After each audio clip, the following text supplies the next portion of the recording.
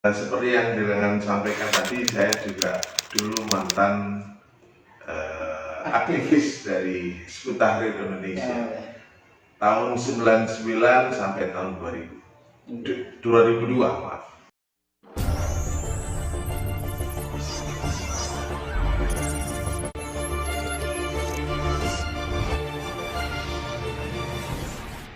Tegas ngomong ke teman saya keluar hari ini juga dari Hizbut Tahrir. Ada momen itu ya? Saya memang sengaja untuk mencari momen yang tepat. Dan terus reaksi dari ustadznya gimana? Ya sudah, saya nggak peduli apapun reaksinya. Saya nggak peduli. Atau barangkali ada... Saya sempat ya didem-demkan sama temen ya satu hal aku. Wis to apa jenenge aja ditangkepi ngono ngene. Terus habis itu kamu beneran mau keluar sama temen ya. Beneran mau keluar satu hal aku itu. Kami masih akan tetap mau menerima kamu kok seandainya kamu mau kembali. Tapi saya enggak. Jadi sebenarnya intinya meskipun ke orang tua pun kalau kita berbeda pandangan, kita berani melawan pada saat itu. Ya dikarenakan mungkin doktrin itu sudah tertancap kuat ya. Jadi siapapun apakah itu termasuk orang tua, kita anggap yo nun sewu, yo salah sih. Apa mana itu arek enom yo. Iya. Dan tipikal saya adalah tipikal pemberontak sih memang. Nah, dari momen itulah maka saya memutuskan titik balik untuk keluar, dan ibu seneng ketika saya keluar terus ngikuti kegiatan rutinitas ibadah itu sesuai dengan apa yang ada di masyarakat. Beliau masih sugeng ya? Alhamdulillah masih sugeng. Masih sehat. Alhamdulillah masih sehat. Jadi ya balik maneh melo tahlilan. Oh enggak lupa ya, bacaan tahlil, bacaan sholawat gitu, sampai istighosah juga enggak lupa ya? Enggak, masih kalau dulu waktu zaman Hizbut Tahrir itu kan memang Hizbut Tahrir tidak melarang ya Ci ya. Mau ikut cara ibadah model apa aja silahkan. Iya. Tetapi karena yang paling utama itu dialog dakwah, menyebarkan doktrinnya Hizbut Tahrir atau pemikirannya Hizbut Tahrir, maka ya otomatis hal yang seperti itu ya terlupakan gitu. Apalagi kita sempat ngecap, sih gak penting banget gitu, cuman hanya membahas masalah akhlak, cuman hanya membahas tentang ibadah doang. Sementara ada yang lebih penting adalah tentang bagaimana merubah masyarakat dan merubah negara ini menjadi harus berdasarkan syariat Islam. Lebih syar'i gitu ya? Ya waktu itu ya memang harus syariat Islam sih. Syariat Islam ya. Syariat Islam bagaimanapun dengan sistem khilafah alamin hajin nubuwah. Gitu. Tapi alhamdulillah perlahan-lahan saya kembali mengikuti rutinitas kegiatan ibadah kayak di masyarakat, balik maneh tadi anggota yasin tahlil, melo istighosah, melo ziarah-ziarah karo tonggo-tonggo, sampai akhirnya menjadi salah satu pengurus di lembaga PCNU Surabaya. Itu panjang, dan alhamdulillah saya gini, yang saya ngerintes di hati saya, teman-teman saya yang saya dialogi dulu itu bahwa saya sudah dianggap dicap keras gitu ya, terutama sama teman-teman di remaja masjid gitu. Atau teman-teman di lingkungan NU saya dicap keras gitu. Mereka masih mau menerima saya. Dari teman-teman NU ini? Teman-teman yang ada di lingkungan NU, orang tua, keluarga itu bersedia menerima saya kembali. Meskipun saya sebelumnya pemberontak. Sebelumnya seperti itu. Saya bersikap keras kepada mereka. Mereka masih bisa menerima saya kembali. Apa ada semacam sindiran ataupun dari teman-teman ataupun saudara? Alhamdulillah enggak. Enggak pernah sampai sekarang. Sampai sekarang. Omongan mengungkit masa lalu ataupun gimana? Ya itu paling yang guyon-guyon arek-arek sih. Biasa. Kecil-kecil iki biyen gini lho. Ngono kok biyen kok jarene apa hormat bendera gak oleh, tapi saiki malah jenenge NKRI harga mati kayak gitu. Oh, biasanya tukang kopar kapir. Allah Karim. Ya seperti itulah. Penerimaan dari keluarga, masyarakat, dari staf yang ada di lingkungan, dari yai juga ya. Karena sempat dulu itu sempat sering sowan-sowan ke yai, tapi setelah saya ikuti Hizbut Tahrir saya menjauh. Iya. Ketika sudah keluar ya dekat lagi, ya diterima dengan. Apa ada pemikiran semacam kenapa sih kok Hizbut Tahrir itu susah untuk didakwahkan, termasuk juga mungkin kiai-kiai atau ustadz-ustadz di NU kok nggak ngerti sama khilafah ataupun kok nggak nerapin syariat yang dipahami sama Hizbut Tahrir. Saya gini. Jadi apa sampean merasa juga saya lebih pintar dibandingkan kiai-kiai itu dulu. Ini unik ya. Ini pernah saya mana ini kok nggak ada ini di bawah mungkin ya. Sampai saya ini gini keluarga pun ini tak salah no Ci. Wong tua pun itu ya nun saya secara nggak langsung itu saya salahkan, apalagi masyarakat ya. Ya karena saya kulturnya adalah kultur NU begitu ya. Iya. Jadi saya ditugaskan untuk berdakwah kepada teman-teman yang lingkungannya juga di NU begitu. Jadi meskipun saya di HTI, tapi masih punya rasa ngeman juga ke NU. NU ini apa sih? Kiai-kiai ini kok gak ngerti, status itu gak ngerti kewajiban untuk menegakkan khilafah gitu. Iya. Sampai iseng saya itu, nakal ya itu Ci. Bikin kayak semacam maklumat begitu loh. Ini kok Maklumat tapi tulisannya isinya proklamasi negara khilafah, saya nyatut namanya Gus Dur Nun Sewu. Tapi itu nggak saya sebarkan, itu untuk konsumsi saya pribadi gitu. untung saya nggak disebarin. Kalau disebarin sampean mau jadi kelinci. Masya Allah. Karena saya ngemannya begitu waktu itu ya. Kenapa kok para kiai iki gak merjuangno khilafah gitu loh. Yang memang nyata-nyata beliau ini sampai puluhan tahun untuk sampai waktu itu saya nyatut namanya Gus Dur, saya buat untuk proklamasi eto-etoan itu. Kalau nggak salah beliau itu kan masih menjabat di presiden PBNU. tahun 2000 presiden Ketua PBNU. dan juga beliau presiden kan waktu itu Ya, kan tahun 2000 ya, tahun kan. 2000. Ya itu nyatut itu namanya Gus Dur. Tapi ya bukan ngerti ya, ngomong alam pesawat. Gus Dur itu malah hati Gus, iji. Akhirnya saiki aku malah tadi mukhibine Gus Dur. Tadi Gus Dur ya. Allah ya Rob. Yes, pokoknya terutama orang tua lah, orang tua dan lingkungan yang akhirnya menerima saya kembali saya. Alhamdulillah. Terutama doanya orang tua ya, itu yang mandi. Ya apa dungane wong tua iku mandi nangone anak iki.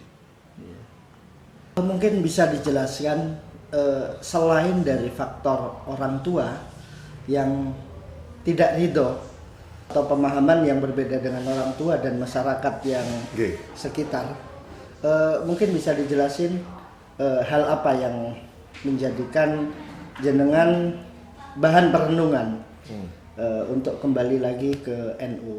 Ya gini sih, karena tadi saya bilang saya ya setidaknya sedikit-sedikit lah saya punya landasan kritis ya, karena yang bangun dari remaja dulu adalah pemikiran yang ada atau berkembang di NU gitu ya. Iya. Banyak hal-hal yang janggal dari Hizbut Tahrir. Mungkin bisa dikelintak satu-satu sih. Banyak nih. Misalnya apa itu? Yang pertama adalah tentang akidah dulu ya. Akidah boleh. Akidah itu yang saya tahu ya, dan mungkin ini juga banyak daripada penjenengan semuanya, para netizen ini sudah tahu dengan di YouTube channelnya Yai Idrus Romli.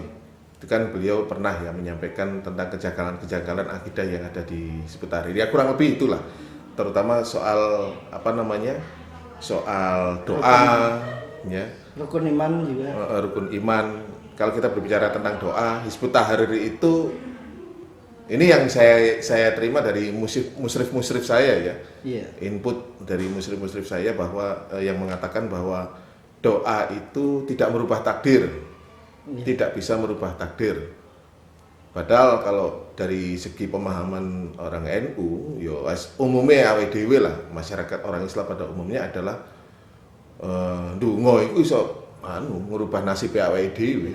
Padahal ada juga hadis yang menyatakan bahwa kekuatan umat Islam itu sendiri terletak salah satunya dari doa. Ya? Ad-du'a'u silahul mu'min. Iya. Ya, itu karena perintah dari Allah untuk kita berdoa, dan itu kita yakini apabila kita berdoa, ya seharusnya Allah akan mendengar doa-doa kita dan merubah mungkin kita yang misalnya ingin rezekinya ditambah, kita mohonkan kepada Allah, kita harus yakin bahwa Allah yang akan menjamin rezeki kita. Nah, di Hizbut Tahrir doa itu hanya sekedar melakukan kewajiban aja. Jadi karena perintah Allah aja ya. Iya. Hanya melakukan perintah Allah saja, dan tidak meyakini bahwa doa itu adalah bisa merubah takdir atau nasib kita. Terus yang kedua tentang rukun iman tadi yang jenengan bilang sih. Iya. Rukun iman ini kan kalau namanya di konsep Ahlus Sunnah wal Jamaah, yang keenam adalah percaya kepada qadha dan qadarnya dari Allah Subhanahu wa taala. Nah, kalau di Hizbut Tahrir ini agak sedikit janggal, karena Hizbut Tahrir memandang qadha dan qadarnya Allah itu bukan qadha dan qadar ansih ya, tapi dia mempunyai konsep yang lain. Ada musayyar, ada mukhayyar. Kalau musayyar itu sesuatu yang harus diterima paketnya dikarenakan sudah ketentuan dari Allah. Misalnya kita lahir dari orang tua siapa, ras dan sukunya apa, lahir di mana dan lain sebagainya. Itu memang mereka menerima. Tapi untuk yang mukhayyar ini loh. Yang mukhayyar ini yang sekiranya menjadikan akhirnya syabab Hizbut Tahrir atau orang Hizbut Tahrir itu merasa percaya diri dengan kemampuannya. Sangat percaya diri dengan kemampuannya, kalau dia berkehendak untuk melakukan sesuatu pasti akan terjadi. Nah, ini kalau yang dikatakan oleh yaitu Romli ya, yang pernah saya tahu bahwa ini iskoyo Mu'tazilah kayak baru lah. Ya, saya mengamini aja apa yang beliau sampaikan. Memang faktanya seperti itu ketika saya mendapatkan doktrin tentang akidah. Terus yang paling fenomenal juga berbicara tentang akidah, Hizbut Tahrir itu tidak mengakui hadis hasan dalam soal akidah. Nah, salah satunya adalah Hizbut Tahrir memandang siksa kubur. Itu tidak ada ya? Itu tidak ada, dikarenakan hadisnya tidak mutawatir. Itu mereka tidak percaya gitu ya. Sedangkan saya dari kecil itu pernah tahu dari mungkin dawuhnya para yai ketika mereka beliau mauidhah gitu ya. Bahwa yang namanya beliau mengajarkan tentang dikubur ini pertanyaan dengan jawabannya seperti ini oleh para malaikat. Terus juga kita percaya dengan adanya malaikat mungkar dan nakir. Nah, akhirnya saya berpikir juga. Akhirnya saya juga berpikir, umpama nih gak percaya ambil azab kubur, berarti gak percaya karo malaikat mungkar nakir. Pikiran kritis saya itu pas waktu perenungan mau keluar dari hati itu salah satunya. Berarti gak percaya karo malaikat ya berarti. Mungkin mereka menganggapnya malaikat itu pegawai outsourcing. Iso ya itu Ji, akhirnya memang mama gak percaya sisa kubur, berarti gak percaya karo malaikat mungkar dan nakir. Gak percaya karo malaikat mungkar dan nakir, berarti gak percaya karo malaikat. Nah, rukun iman endi? Ada 4. Ya cuma akhirnya ada 4 doang, percaya sama 4 doang. Nah, itu yang soal akidah. Iya. Belum lagi soal fikih gitu ya. Iya. Itu juga banyak kita dapatkan input dari para ulama-ulama kita yang pernah mempelajari betul bagaimana Hizbut Tahrir dalam soal fikih gitu. Konsep fikih daripada Hizbut Tahrir adalah HTI adalah mereka menggunakan dalil mana yang terkuat, tidak terikat dengan satu mazhab saja. 4 mazhab muktabaroh ini. Syafi'iyah, Hanafi, Hanafi, Hambali. Hambali, Maliki. Enggak mengambil salah satu itu untuk karena mereka memandang orang yang mengikuti mazhab itu adalah bagian dari taklid buta. Sampai keluar sampai pernyataan banyak netizen, termasuk juga di channel saya yang komen tentang taklid buta. Kuwatut dalil ini yang anu. Makanya ketika saya pernah baca juga ya, ada juga yang pernah bilang kalau perlu kita akan membuat mazhab sendiri, mazhab Nabhaniyah. Nah, sesuai dengan muasisnya Hizbut Tahrir itu. Ya kan saya Taqiyuddin An-Nabhani itu. Pada saat ini kan banyak, termasuk juga ada kejadian barusan di Bangil, teman-teman dari Ansor dan Banser yang di Bangil, termasuk mereka mendapati salah satu tokoh HTI yang berada di sana, dan mereka menganggapnya ini adalah persekusi dari teman-teman Ansor dan Banser. Mungkin bisa dijelaskan tentang nasionalisme dari sisi HTI itu seperti apa ya? HTI itu mengharamkan nasionalisme. Adanya internasionalisme ya? Nggak ngerti apalah, pokoknya yang namanya nasionalisme itu dianggap fanatisme yang keliru. Pemahaman yang keliru. Makanya diharamkan nasionalisme itu. Dan mereka berusaha untuk merubahnya itu. Dan semua harus sesuai dengan orang Islam itu harus mengikuti mabda Islam atau ideologinya harus ideologi Islam. Ideologi selain Islam nggak boleh. Tapi mereka mesti mengkampanyekan kalau misalnya khilafah itu berlaku ya, mereka ngomongnya tidak akan menindas atau memperlakukan zalim kepada non muslim asalkan yang masih membayar jizyah gitu. Itu dalam sistem kenegaraan dari konsep Hizbut Tahrir seperti itu ya kan. Kalau di dalam Darul Islam kaum non muslim itu diposisikan mereka dilindungi asalkan harus membayar pajak atau jizyah begitu. Nah, ini kaitannya dengan tahapan-tahapan dakwah juga daripada Hizbut Tahrir ya. Kalau kita berbicara tentang tahapan dakwah Hizbut Tahrir itu dibagi menjadi 2 fase, yaitu mereka mencoba untuk meniru apa yang sudah dilakukan oleh Rasulullah Sallallahu Alaihi Wasallam, mensarikan fase dakwah Rasulullah itu terbagi 2, yaitu fase Mekah dan fase Madinah. Kalau fase Mekah itu Rasulullah dakwahnya itu adalah yang pertama disarikan oleh Hizbut Tahrir sendiri ya. Ini narasi Hizbut Tahrir. Kalau tahapan dakwahnya yang pertama adalah taskif atau masing-masing individu ini diberikan pemahaman Islam. Versinya Hizbut Tahrir tentunya. Sampai mereka benar-benar harus masuk Islam. Ya kalau itu untuk versinya Rasulullah beda ya Ci. Ya ini kan berdasarkan taskif itu adalah mempelajari doktrin-doktrin daripada Hizbut Tahrir. Itu terus habis itu dikopi pastekan kalau doktrinnya Hizbut Tahrir itu adalah ya iku doktrin Islam ya kok ngono iku.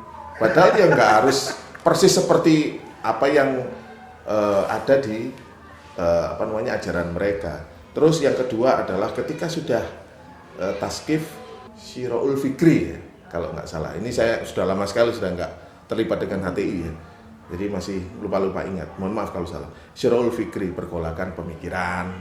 Itu ketika terjadi, ketika kita berdialog dengan keluarga, dengan masyarakat, dengan tokoh dan lain sebagainya.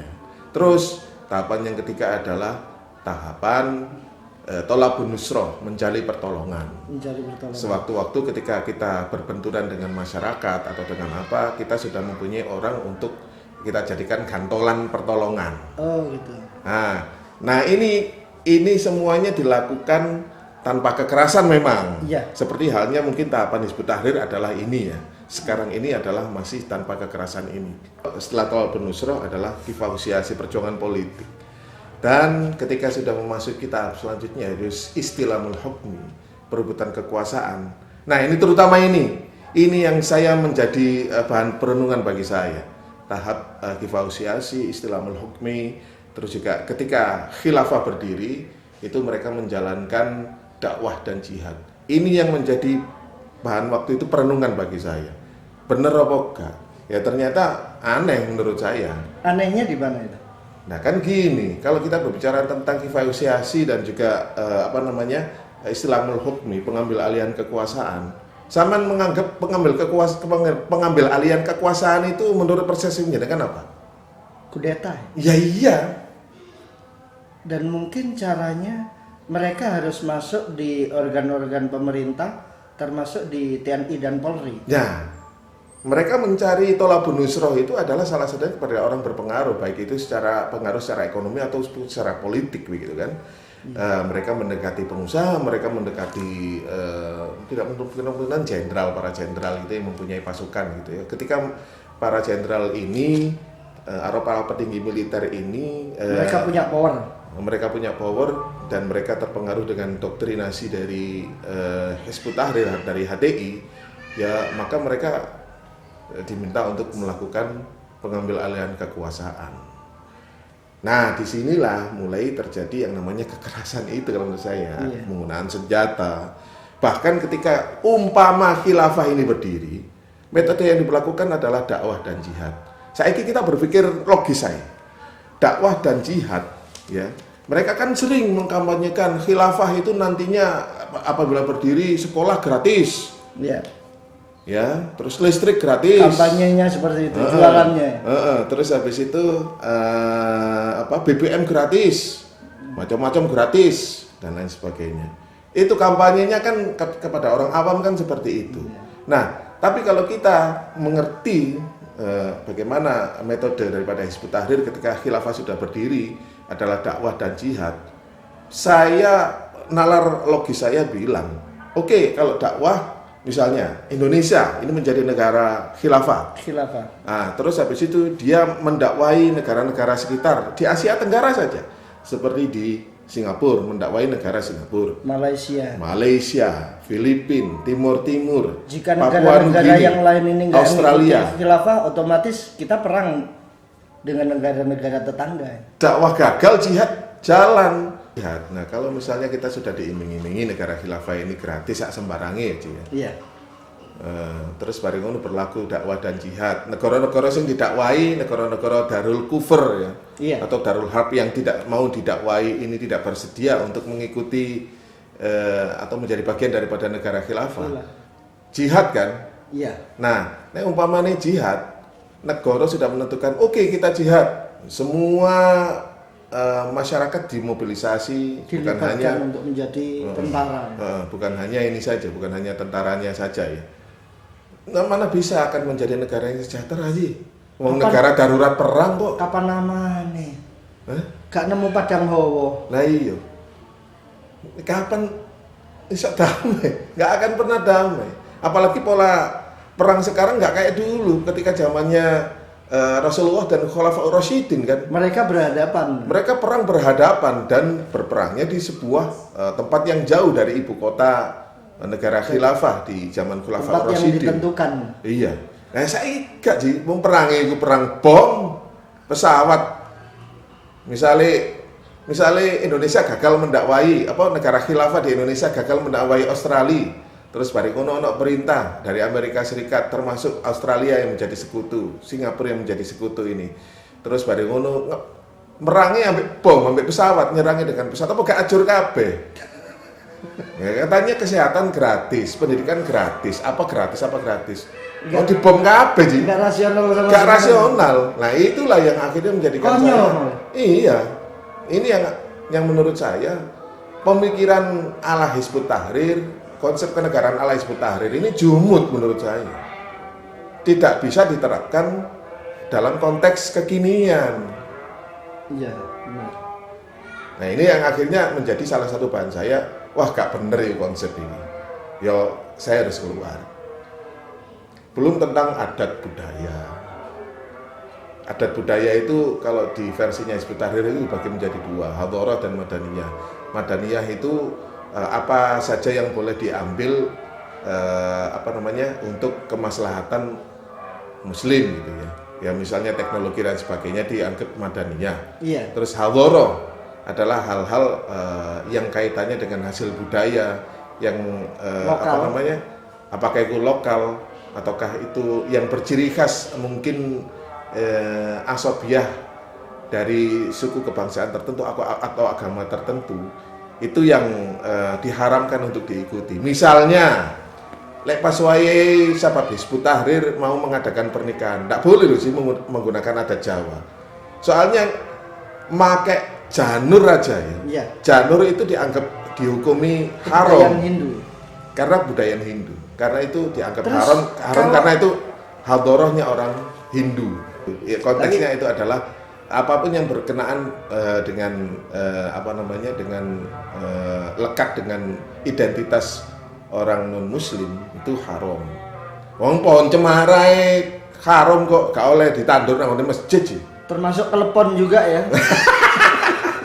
Aku bareng bayang lek umpamane sing gak iso dipaksa. Umpamane koyo burung gereja itu nemplok di Di masjid. Di masjid gitu. Itu ya haram burung gereja itu. Najis ya. Langsung disucikan satu Nah, masjid. itu yang nggak masuk akal dari Hizbut Tahrir. Banyak. Alhamdulillah sudah banyak dialog yang kita lakukan hari ini.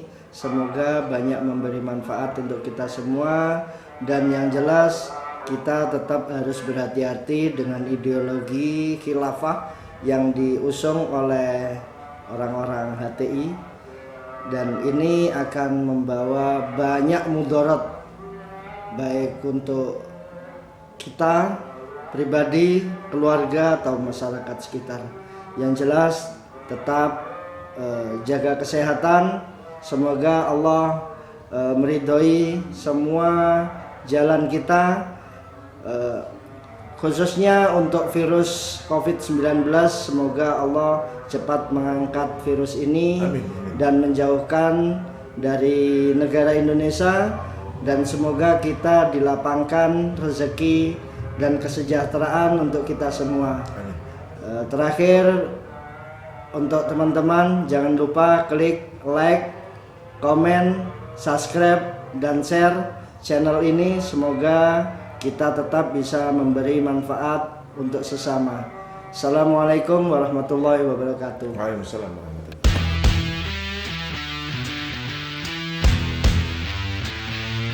NKRI harga mati.